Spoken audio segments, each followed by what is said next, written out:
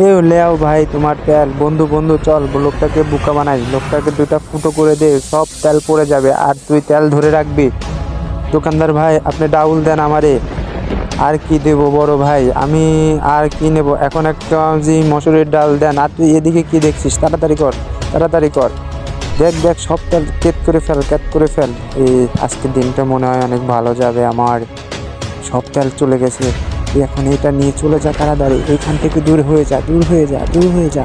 ভাই আপনার কত টাকা হয়েছে হিসাব করেন। আচ্ছা ভাই আমি হিসাব করে দিচ্ছি, এত টাকা হয়েছে।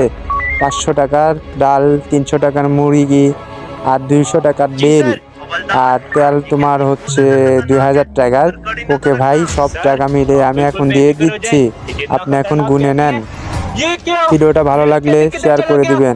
আরে ভাই, আরে আপনি যে তেল দিলেন সে তেল কোথায়?